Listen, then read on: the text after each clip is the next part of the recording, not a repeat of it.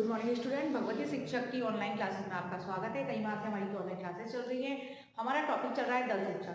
आज हमारा दल शिक्षण का टॉपिक है दल शिक्षण के गुण या लाभ। तो आज हम देखेंगे दल शिक्षण के गुण या लाभ, यानी एडवांटेज ऑफ टीम टीचिंग। पता हम नहीं देखेंगे तो दल शिक्षण गुण लाभ देखेंगे। तो उसी के साथ में हमने अब तक क्या अध्ययन कर लिया, हम इन चीजों को देख लेते। तो हम पहले दल शिक्षण के कल हमने उद्देश्य, सिद्धांत, विशेषता, इन सबका अध्ययन किया था और हमने क्रियाविधि देख ली, इसकी प्रक्रिया देख ली, ये सारी चीजों का हम अध्ययन कर चुके हैं। और इसी के साथ में गुण लाभ देखेंगे कि दल शिक्षण के क्या गुण है, इसके लाभ क्या है।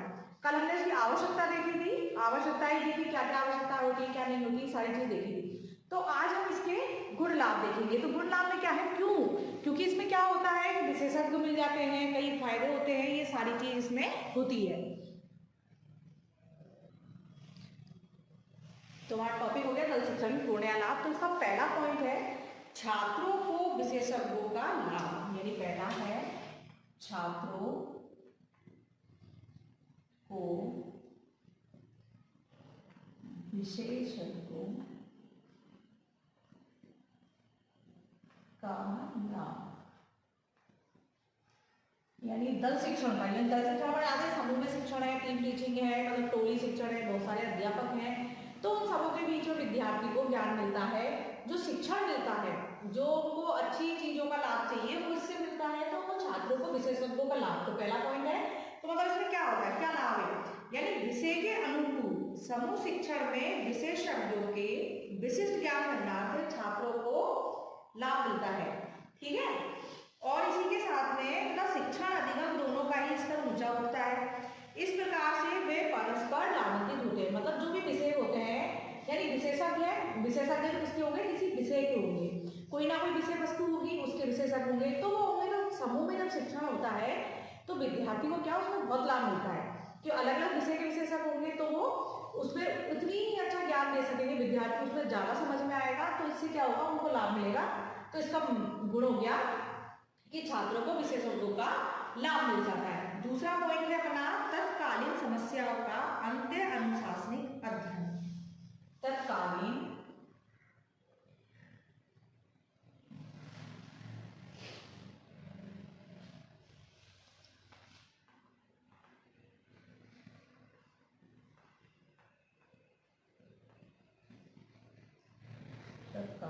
समस्याओं का अनुशासित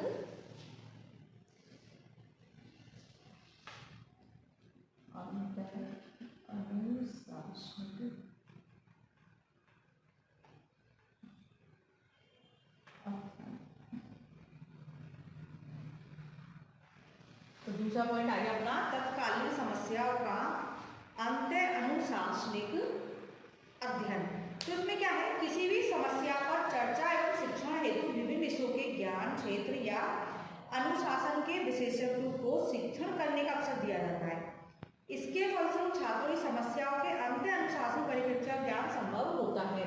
मतलब जो समस्याएं होती है, तो तत्कालीन समस्याएं, जो टीम टीचिंग चल रही है, समूह में शिक्षण चल रहा है, तो विद्यार्थी को जो भी समस्या उत्पन्न होती है, तो क्या होता है कि विशेषज्ञ होते हैं विषय के, तो अंत्य अनुशासनिक अध्ययन, यानी उसी वक्त में उन समस्याओं का समाधान हो जाता है और बच्चा वहीं पर संतुष्ट हो जाता है। अपनी जो इच्छाएं होती है, उसकी जिज्ञासाएं होती है, जो चीज जानने की, तो उनकी वो जिज्ञासाओं को, वो तत्कालिक जो समस्या उत्पन्न हुई है, या फिर उनको कोई भी चीज सुनने में ऐसा लग रहा है कि शिक्षक ने कहा मुझे समझ में नहीं आया, तो वो उस चीज को फट से पूछ सकता है और उस समस्या को दूर कर सकता है।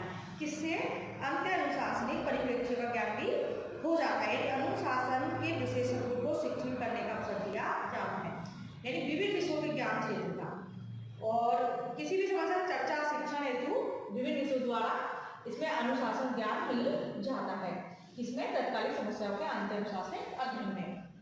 इसी प्रकार से जो अपना तीसरा पॉइंट है, वो शिक्षक को ज्ञान में वृद्धि के अवसर, शिक्षक को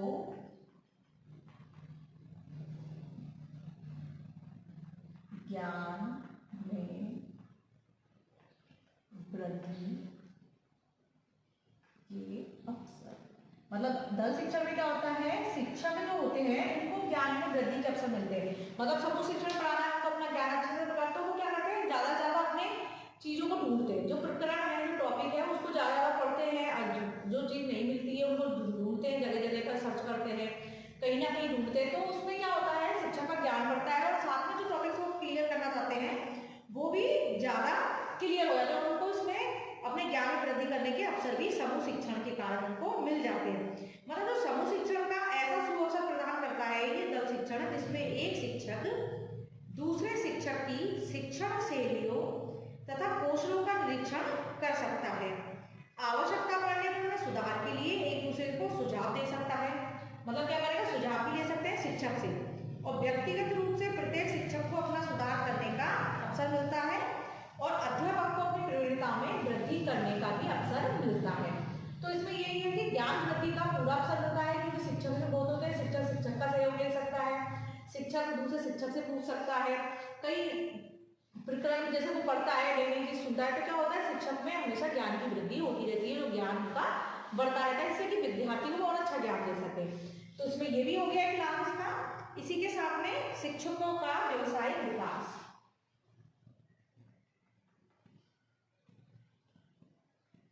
व्यवसायिक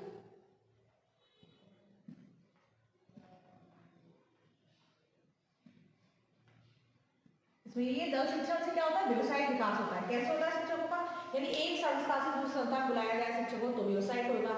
अब कोई विद्यालय से महाविद्यालय में, महाविद्यालय विद्यालय में बुलाते हैं ना, कई बार कई चीजें ऐसी होती है, कई संगोष्ठी वगैरह कराते हैं, कई समूह शिक्षण में, कोई कार्यशाला में, तो शिक्षक का ये दल शिक्षण जो है इसमें क्या होता है, जगह जगह से शिक्षकों को बुलाया जाता है, अलग अलग संस्थाओं से विशेषज्ञ होते हैं, तो कहीं ना कहीं व्यवसायिक विकास भी इसमें होता है। अब कैसे होता है, समूह शिक्षण में शिक्षक को अन्य शिक्षकों के सामने ही छात्रों में विशेषज्ञ के रूप में बढ़ाना पड़ता है, वे शिक्षण की तैयारी में अधिक परिश्रम करते हैं।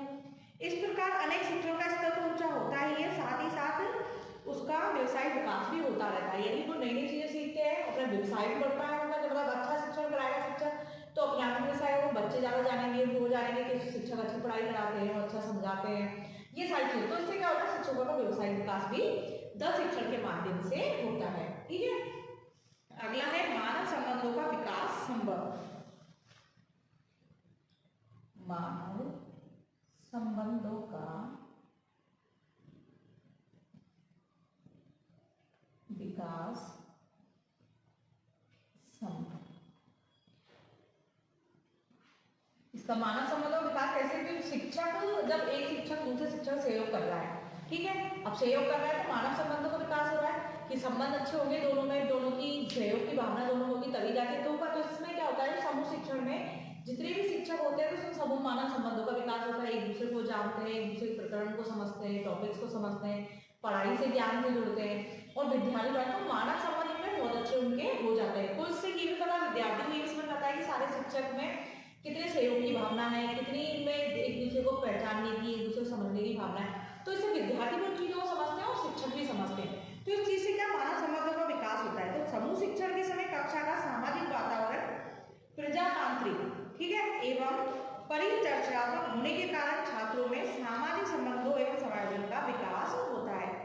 अध्यापकों और विद्यार्थियों में सौहार्दपूर्ण व्यवहार को संभावना को प्रोत्साहन मिलता है, तो एक दूसरे के प्रति सहयोग की भावना आती है, तो मानव संबंधों विकास भी इससे होता है। तो दल शिक्षा का लाभ ये भी है कि जिससे कि संबंध अच्छे बन जाए, शिक्षक और विद्यार्थी एक दूसरे समझते हैं, मानव संबंध हो गए, एक दूसरे समझ रहे हैं, जो क्रिया हो रही है, जो करने के लिए जो बच्चे अपन से पढ़ने तैयार तो सब क्या है, वो संबंध है, मानव संबंध नहीं है तो एक दूसरे के संपर्क में, क्योंकि समाज में इसी चीजों चल रहा है, मानव संबंध नहीं होंगे तो समाज भी नहीं चल सकता, ना दुनिया चल सकती। इसलिए मानव संबंध हर उसमें होना बहुत जरूरी होता है। इसलिए हर मानव में सहयोग की, ईमानदारी, दयालुता, सारी भावनाएं हमें पाई जाती है और क्रियाएं होती है, उसकी वजह से ही संबंध बनते हैं। इसी प्रकार से अगला है छात्रों की खुली चर्चा करने का अवसर। छात्रों को खुली चर्चा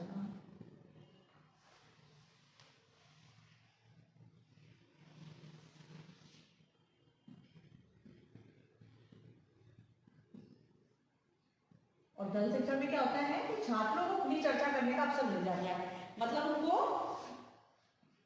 स्वतंत्र हो जाते हैं, यानी प्रजातांत्रिक है और जो बच्चों को पूर्ण स्वतंत्रता होती है कि बालक अपने मन की बातों को दूसरे सामने रख सके, अपनी समस्याओं को शिक्षक से पूछ सके और छात्र एक दूसरे से चर्चा करके टॉपिक लिए, क्योंकि इसमें अपने आम सवालों को सवाल पढ़ी थी तो लघु सवाल के छात्र जो चर्चा कर सकते हैं, जो समस्या को शिक्षक से वो पूछ सकते हैं, तो उसमें यही था।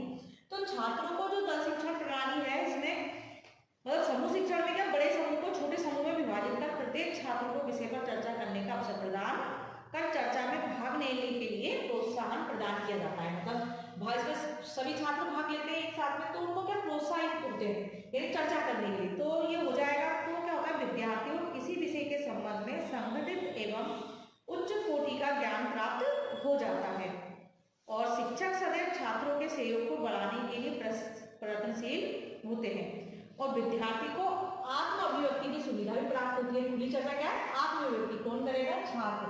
यानी छात्र को जो भी अपने अंदर के विचार है उनको वो प्रकट कर सकता है, इसमें शिक्षकों के सामने।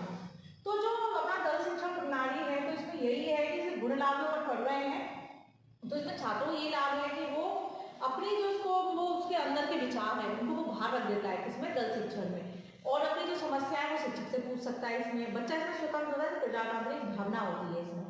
तो जो समूह शिक्षण है तो बच्चे को खुली चर्चा करने के अवसर प्रदान हो जाते हैं। सातवां है नियोजित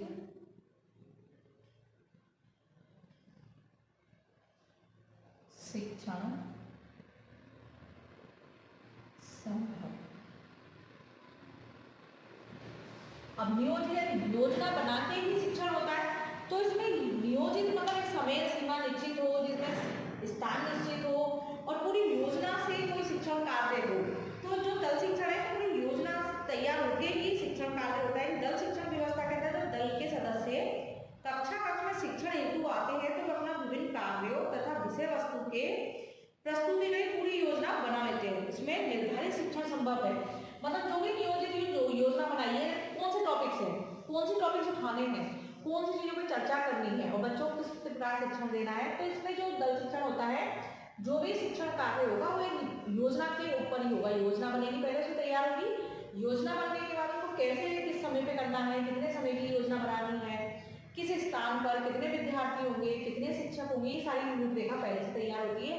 तो जो दल शिक्षण है तो ये नियोजित शिक्षण संभव, मतलब दल शिक्षण में नियोजित शिक्षण हो जाता है कि टॉपिक आज क्या होगा क्या नहीं होगा। जैसे भौतिक संसाधन पढ़ाने हैं, भौतिक वातावरण पढ़ाना है, तो संसाधन है, संसाधन क्या क्या चीज होगी, कौन इसमें मानचित्र की जरूरत होगी, चित्र की जरूरत होगी, कितने कौन से शिक्षक होंगे जिसमें जो मानचित्र ज्ञान रखते हो, चित्रों का ज्ञान रखते हो, सहायक सामग्री होंगी जो शिक्षक उनमें ध्यान रखते होंगे। तो बल्कि नियोजित जो शिक्षण है तो इसके अंदर ये संभव हो जाता है कि इसमें शिक्षण कार्य कैसे होगा कैसे नहीं होगा, ये सारी चीज इसके अंदर आ जाती है। तो नियोजित शिक्षण व्यवस्था इसके अंदर हो जाती है, उसमें योजना पहले से तैयार होती है, उसमें निर्धारित शिक्षण संभव है। अगला है अपना 8वां पॉइंट है दृश्य श्रव्य सामग्री का प्रयोग। और दल शिक्षण में दृश्य श्रव्य सामग्री का प्रयोग। अब इसमें सामग्री का कैसे प्रयोग होगा, प्रयोग जो है कौन सा, उचित प्रयोग, यानी सामग्री का अपन इसे लिख सकते हैं उचित प्रयोग, यानी बिना उसके अगर जहां इसकी जरूरत ना हो वहां प्रयोग करना तो उचित नहीं होता। ठीक है, जहां आवश्यकता हो प्रयोग करना। दल शिक्षण में पहले से सब रूपरेखा तैयार हो गई है, तो दृश्य श्रव्य सामग्री का प्रयोग कहाँ करना है, किस जगह पे करना है, ये सारी चीजों का ध्यान रखा जाता है कि हाँ इन चीजों का प्रयोग यहाँ होगा। तो किस प्रकार से होगा, दल शिक्षण व्यवस्था के अंदर श्रव्य सामग्री का अधिक प्रयोग संभव होता है, हो सकता है। दल शिक्षण भी अनेक समुचित प्रयोग से लाभान्वित होता है। मतलब इसमें सामग्री का प्रयोग क्यों, जैसे बच्चों जब 5-6 शिक्षक कर रहे हैं तो वो शिक्षक तो है तो कुछ ना कुछ तो करेंगे, सारे शिक्षक का अपना कोई ना कोई कार्य तो होगा जब समूह शिक्षण है तो इसमें दृश्य श्रव्य सामग्री के लिए शिक्षक को तैयार किया जाता है कि हाँ वो दृश्य श्रव्य सामग्री को शिक्षक उसमें समझाकर बच्चों को चित्रों के माध्यम से या फिर मॉडल हो कुछ भी हो, जो भी उसमें सामग्री का प्रयोग हो उसको दिखाकर और सुनकर, दृश्य श्रव्य दोनों में आती है, यानी देखने वाली और सुनने वाली, जिनको देख भी सके और सुन भी सके। तो ऐसी सामग्री प्रयोग किया जाता है जिसके बच्चे आराम से समझ जाए कि क्या टॉपिक है क्या नहीं है, तो देख के समझ में आ जाए। अब अपना अगला जो है वो है स्वाध्याय का विकास। 9वां है स्वाध्याय का विकास। दल शिक्षा में स्व अध्ययन की कैसे होगी, स्व अध्ययन का विकास कैसे होगा? तो दल शिक्षण में क्या होता है, परिश्रम होता है ये कि हाँ तैयारी करनी पड़ती है, सुनना भी पड़ता है और सभी में कृत्रिम प्रयाणता, नियमितता आदि गुणों का विकास होता है।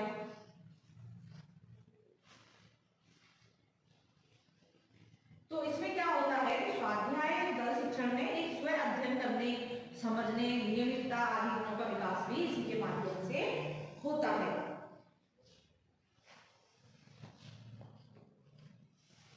तो इसमें और क्या हो सकता है, तो अपन और क्या होता है, स्वाध्याय कर्तव्य का विकास हो गया और साथ में लोचशीलता।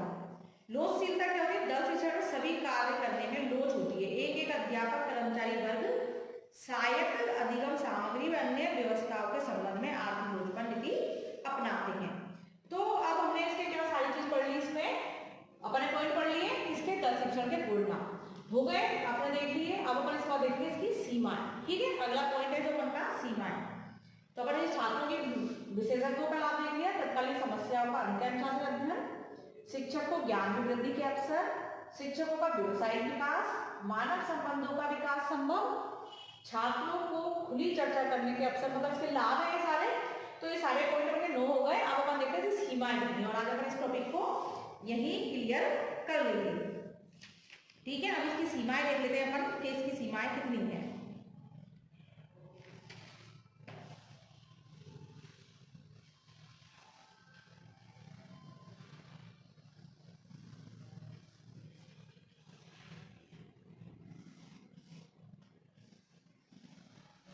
अब दल शिक्षण लाभ है, गुण है, तो इसकी सीमाएं भी होगी, दोष भी होंगे।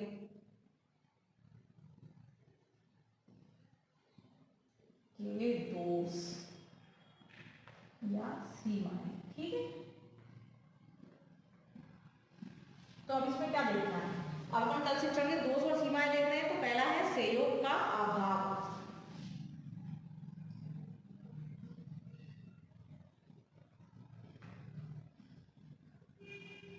अब सहयोग का अभाव कैसे, क्योंकि दल शिक्षण है तो कोई जरूरी नहीं है कि सारे शिक्षक ही सहयोग करें, एक दूसरे पे शिक्षक विश्वास करें, तो नहीं होता है ना। तो इसलिए शिक्षकों में इसके प्रति आस्था प्रबल नहीं है, तो वे कभी सफल नहीं हो सकते। दल शिक्षण में शिक्षकों सहयोग का अभाव हो सकता है, कि जरूरी नहीं है सारे शिक्षक जो सहयोग करते हैं। दल शिक्षण है, किसी का क्या पता कैसा हो गया, तो इसमें सहयोग का भी अभाव रहता है।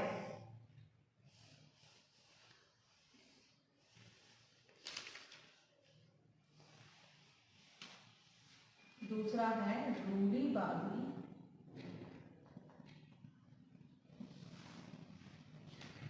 अभिवृत्ति एवं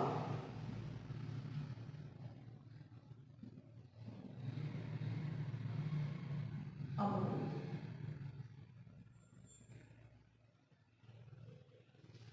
अब ये पॉइंट है अपना रूढ़िवादी अभिवृत्ति एवं अवरोध। तो कैसे हो सकता है, तो इसमें क्या होता है, परंपरा शिक्षण विधि एवं पाठ्यक्रम के साथ हमारे शिक्षक इतने अभ्यस्त हो गए हैं कि उनमें वास्तविक रूप में थोड़ी भी परिवर्तन लाने की चेष्टा करने पर उनमें खलबली मच जाती है, क्योंकि परंपरागत कक्षा शिक्षण के प्रति स्वाभाविक मोह के कारण शिक्षक समूह शिक्षण हेतु उत्साहित नहीं हो पाता। वे परिवर्तन को रोकना चाहते हैं। इस प्रकार की अभिवृत्ति दल शिक्षण को अपनाने में बाधक के रूप में सामने आती है। अब कैसे आएगी, जो पुराने जो शिक्षा के परंपरागत जो है, तो वो क्या कहते हैं, जो शिक्षण विधि पुरानी जो विधियां हैं उन्हीं के अनुसार ही चलता है, नवाचार का प्रयोग ना हो, इनमें इलेक्ट्रिक चीजों का प्रयोग ना हो। जैसे पहले बुक से पढ़ा दिया, बच्चा पढ़ गया, हो गया, उनको समझाना नहीं है, नई चीजों का प्रयोग नहीं करना है, सामग्री का प्रयोग नहीं करना है। तो इस चक्कर में इसमें अवरोध भी उत्पन्न होते हैं। दल शिक्षण क्योंकि एक नवाचार है और कई शिक्षक इसको नहीं अपनाना चाहते, तो इसलिए रूढ़ि अभिवृत्ति और अवरोध भी इसके मेन दोष है कि इसमें नहीं चाहते कि उसमें सीमा है, रोकना चाहते हैं कि ये चीज ना आए। अगला है अधिक खर्चीला होना।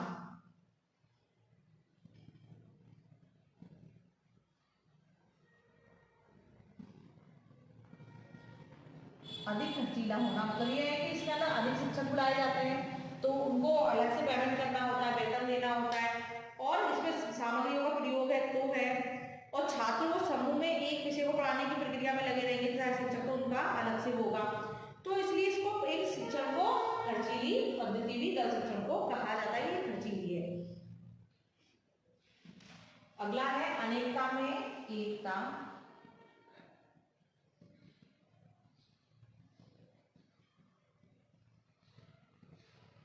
यानी बहुत सारे शिक्षक हैं, अब इसमें अनेकता में एकता किस प्रकार से भावना हो, तो एकता का स्थापित करने में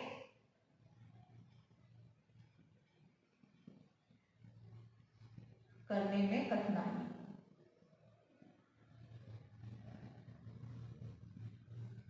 मतलब शिक्षकों में और विद्यार्थियों में ये भावना लाना बहुत मुश्किल हो जाता है दल शिक्षण में, कि दल शिक्षण में अनेक शिक्षक को एक साथ काम करना है, छात्रों के लिए पाठ्यक्रम का विषय वस्तु का निर्धारण करना पड़ता है।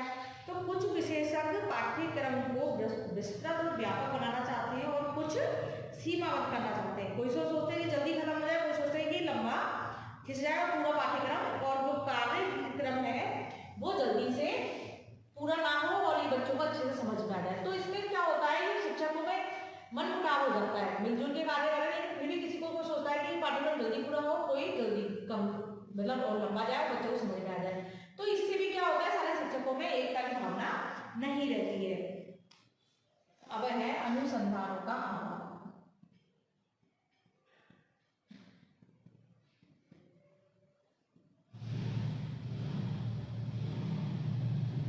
अब अनुसंधान है खोज, किसकी खोज, जो नई प्रक्रिया है, तकनीकी नवाचार है, उसकी खोज कैसे। तो जल शिक्षण जो है इसके क्षेत्र में पर्याप्त अनुसंधान नहीं हुए हैं, अगर हमें ये ज्ञात नहीं है कि जल शिक्षण के अधिगम पर किस सीमा तक कैसा प्रभाव पड़ता है। तो ये प्रयास और त्रुटि प्रयोग में अपनाई जाए या ना अपनाई जाए, तो इसमें ऐसा अनुसंधान का भी अभाव है दल शिक्षण में। अब स्वतंत्र शिक्षण का हनन, शिक्षण का हनन, यानी सभी स्वतंत्र, इसमें शिक्षक स्वतंत्र नहीं होता है, वो एक दूसरे पे डिपेंड होते हैं। इसमें दल शिक्षण में एक दूसरे के ऊपर होता है कि टॉपिक वही होगा, मतलब स्वतंत्र रूप से वो नहीं अध्ययन करा सकता, किसी विषय वस्तु को कोई शिक्षक स्वतंत्र रूप से नहीं कर सकता। यानी कुछ ऐसे सफल शिक्षक होते हैं जो अकेले ही बहुत ही प्रभावशाली शिक्षण में छात्रों को प्रदान करते हैं। और दल शिक्षण में क्या होता है, सफल शिक्षकों को निराशा मिलती है, हाथ में, मतलब वो स्वयं नहीं निर्णय ले सकते किसी चीज को, स्वयं अध्ययन नहीं करा सकते इसमें, मतलब उनको बहुत सी फाउंडेशन आ जाती है, जो बाधाएं उत्पन्न होती है, जिससे वो स्वतंत्र रूप से शिक्षण नहीं कर सकते। तो शिक्षकों को ये भी परेशानी होती है किसमें, दल शिक्षण में। अब है नियोजन का अभाव।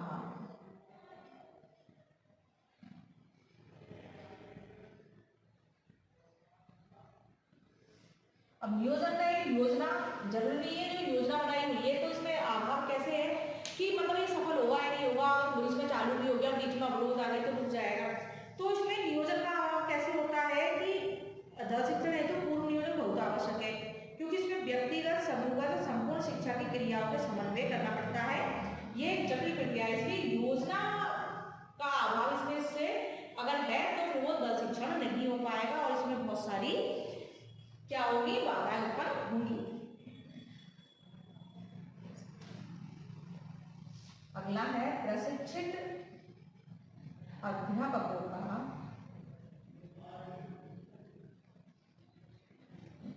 का अभाव। यानी जो प्रशिक्षित, जो इंटेलिजेंट वो है, जो पहले शिक्षित है, तो इसमें क्या है, दल शिक्षण जो होता है इसमें जरूरी नहीं है जो भी समूह में शिक्षण है, जितने भी शिक्षक हैं कि वो इसमें जो टॉपिक है उसके पीछे प्रशिक्षित रहे। अगर इसमें नहीं होगा तो क्या होगा, क्योंकि इसमें शिक्षक का प्रशिक्षित होना जरूरी है, दल शिक्षण के बारे में जानने वाला हो, टॉपिक पे पकड़ वाला हो, तो ऐसे शिक्षक भी इसमें होना जरूरी है। अगर ऐसे नहीं होंगे तो शिक्षकों का अभाव दल शिक्षण में होगा। तो ये भी इसका एक दोष है कि अगर इसमें प्रशिक्षित अभाव है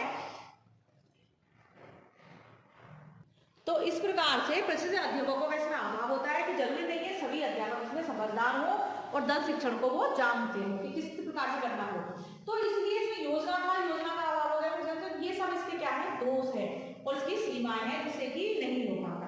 अगला है अवरोधी तत्वों का प्रबल होना। अवरोधी तत्वों का प्रबल होना, यानी जो तत्व ऐसे होते हैं, कुछ तत्व ऐसे होते हैं जो दल शिक्षण को सफल नहीं होना चाहते, शिक्षण कार्य तो नहीं होते। कई बार जानते हैं अपन कि कितने तत्व ऐसे हैं जो नहीं चाहते कि दल, जैसे कि ईर्ष्या की भावना, प्रतिस्पर्धा, आशा निराशा, उदासीनता। तो ऐसे अवरोधी तत्व जो है वो शिक्षकों में सामुदायिकता, सहकारिता, कर्तव्य भावना भी भिन्नता पाई जाती है। तो वो प्रत्यक्ष यानी अप्रत्यक्ष रूप से शिक्षण पर प्रभाव डालती है। मतलब टीचर्स में ईर्ष्या की भावना होना, उनमें सहयोग की भावना नहीं, तो ये अवरोधी तत्व है कि एक जगह कार्य करने वाले में अगर सहयोग की भावना नहीं है तो ये भी अवरोधी है। तो इस प्रकार से हमने दोष देख लिए, इसके गुण लाभ देख लिए। तो हम ये दल शिक्षण को देख चुके हैं, इसकी अपने क्रियाविधि, प्रक्रिया, इसकी सारी चीजें हम देख चुके हैं, उद्देश्य, सिद्धांत। तो इसके दोष और सीमाएं भी देख ली कि दल शिक्षण में क्या दोष है क्या नहीं है। और ये टॉपिक आज हमारा इसी के साथ में खत्म होता है। हमने से पूरा देख लिया कि दोष कौन कौन से, सहयोग का अभाव है, रूढ़िवादी अभिवृत्ति एवं विरोध है, अधिक खर्चीला होना है, यानी इसके दोष है दल शिक्षण में। ये सारी चीज अगर होंगी तो दल शिक्षण सफल नहीं होगा। तो दल शिक्षण में ये सारी चीज चाहिए। इसमें स्वतंत्र शिक्षण होता है, तो दल शिक्षण हमने समझा कि समूह में शिक्षण है, टोली में शिक्षण है, इसमें शिक्षक होते हैं। तो शिक्षक जो पढ़ाने वाले होते हैं उनमें सहयोग की भावना करना बहुत जरूरी होता है। आपसी सहयोग के बिना दल शिक्षण नहीं हो सकता। तो इसलिए ये दोष भी बता दिया आपको मैंने, इसमें गुण लाभ भी बता दिया, इसकी आवश्यकता बता दी आपको। और ये टॉपिक मैंने आपको जहाँ तक जितना है इसमें कई टॉपिक्स क्लियर कर दिए। तो आप इतना समझ गए होंगे दल शिक्षण क्या है, इसमें क्या इसके लाभ है, क्या इसके दोष है। इसी के साथ में आज हमारा टॉपिक खत्म होता है। धन्यवाद।